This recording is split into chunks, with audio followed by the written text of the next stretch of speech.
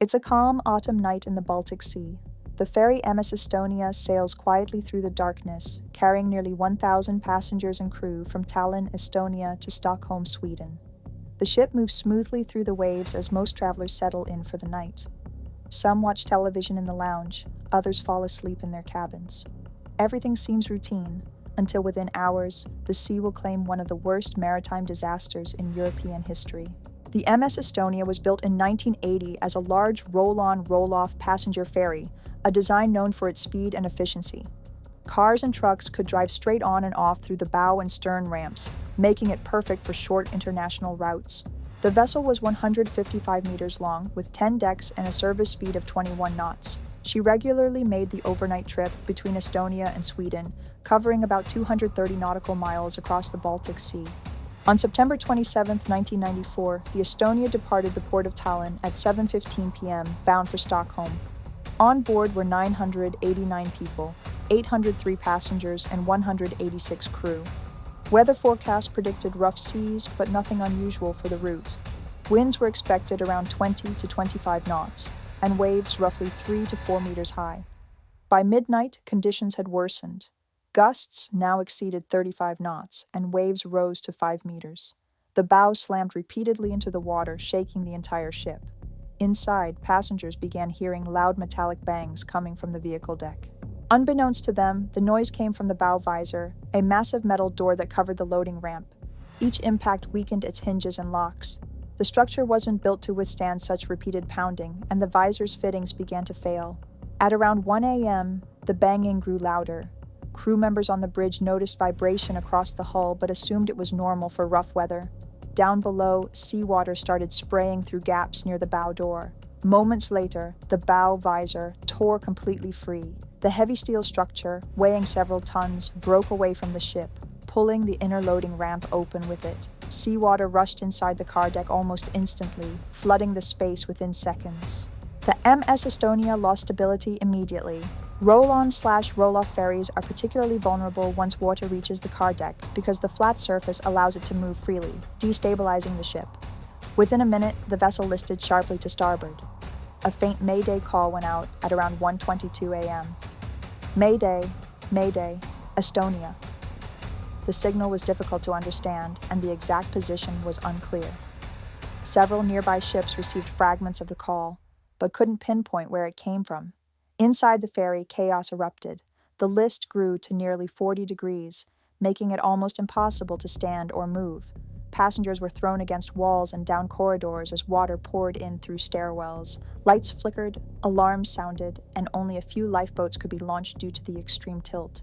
Less than 30 minutes after the visor failure, the ship was lying almost completely on its side. Survivors later described hearing the sound of breaking glass, rushing water, and desperate screams. The MS Estonia disappeared beneath the waves around 1:50 a.m., vanishing in less than 5 minutes. Of the 989 people on board, only 137 survived. Most victims were trapped inside the vessel or died from hypothermia within minutes in the freezing Baltic waters. At dawn, rescue helicopters and ships arrived to find debris, overturned lifeboats, and a few survivors clinging to wreckage. The wreck rested at a depth of 80 meters, about 22 nautical miles off the Finnish coast. Over the following days, the scale of the tragedy became clear. Families across Estonia and Sweden waited for news that would never come.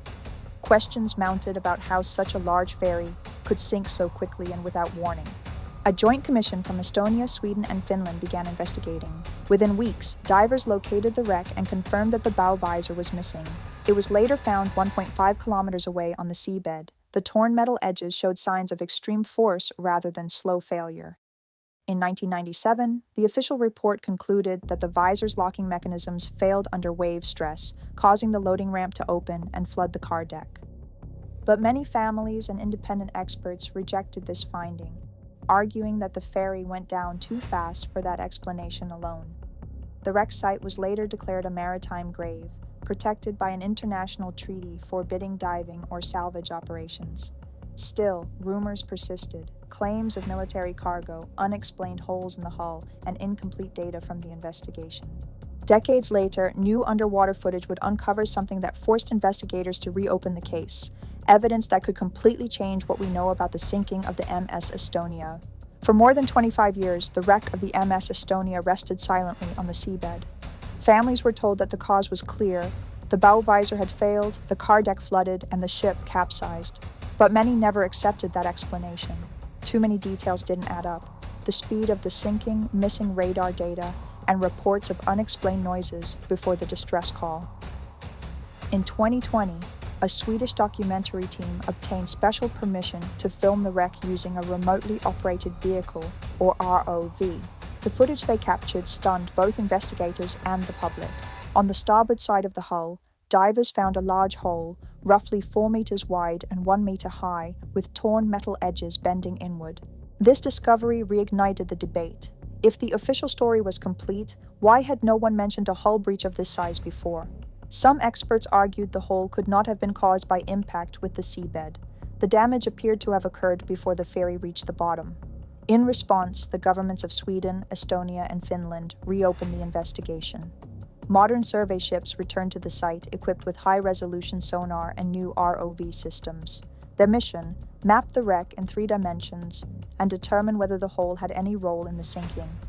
The surveys revealed several smaller deformations along the same side of the hull, consistent with contact against the seabed slope. However, investigators also confirmed that at least one of the openings appeared to have been created while the ship was still under stress at the surface, not after impact. Engineers analyzed how such damage might have occurred. One theory suggested that when the vessel rolled heavily to starboard, the forward mast or radar structure could have struck the seabed first, forcing metal inward. Another possibility was that cargo or debris from the vehicle deck punched through as the ship capsized. But another, more controversial explanation surfaced: a collision. Some believed that the Estonia might have struck or been struck by an unknown object before the visor tore away, possibly a floating container or even a military vessel. This theory connected to long-standing rumors that the ferry had been used to transport sensitive military equipment from former Soviet stockpiles, hidden among civilian cargo.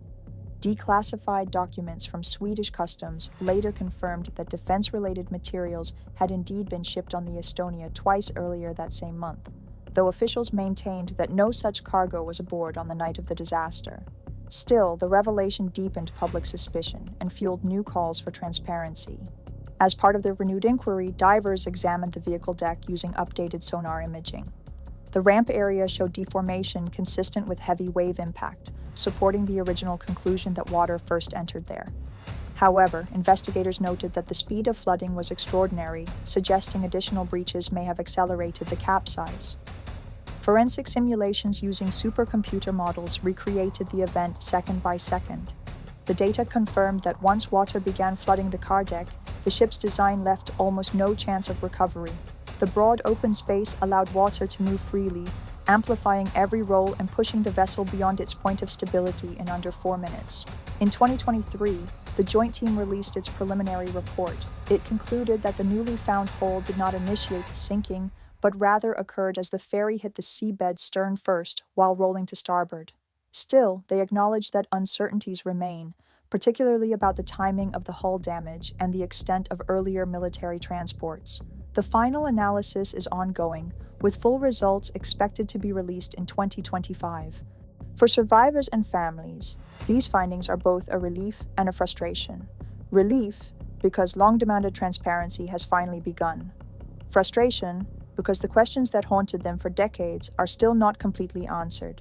Why did the ferry sail despite known visor design issues? Why weren't better evacuation procedures enforced? And why were so many details withheld for so long? Today, the wreck of the MS Estonia lies in 80 meters of cold Baltic water, protected by a memorial treaty and a field of underwater cameras that monitor the site. On the shores of Tallinn and Stockholm, monuments list the names of the 852 lives lost that night. Every year, families gather to lay flowers by the sea.